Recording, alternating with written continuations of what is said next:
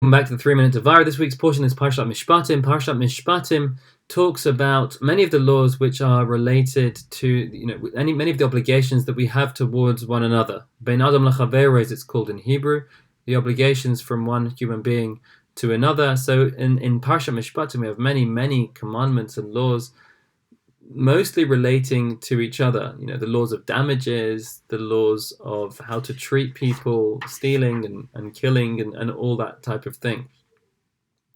The portion begins with the word ve'ela, and these, ve'ela hamishpatim, and these are the laws, asher tasim lifnehem, which you should place before them.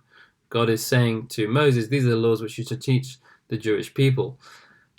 Interestingly, the portion begins with the word ve'ela, and these. An interesting way to phrase this. And the rabbis comment on this extra vav, the rabbis comment on this extra word and over there. What do you mean, and these? And they say, Rashi quotes them, they say that just as the previous portion, Yitro, was talking about everything the Jewish people received at Mount Sinai, and one might come to this week's portion and think, well, these aren't things which they heard at Mount Sinai, these are things which they perhaps were taught later. So the ve'ela and these comes to teach us that's not the case. Anything which the Jewish people were taught in this week's portion and beyond, everything was taught to the Jewish people at Mount Sinai. Not one thing which was taught afterwards wasn't mentioned at Mount Sinai. Well, why was it so important for the Torah to let us know this fact? Why would we have potentially thought that this wasn't at Sinai? And what's the big deal if we thought it wasn't given at Sinai? As mentioned, all of these laws are laws between human beings to human beings, laws of the obligations that we have to one another. We can often think, people often think, that spirituality or religion is about the obligations that we have to God, about the rituals and the practices that we do in service of God.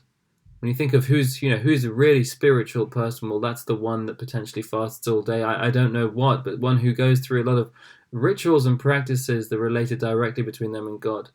What Mishpatim teaches us, or what this very first word in Mishpatim teaches us, is that the obligations we have to God and the obligations we have to human beings are equally important.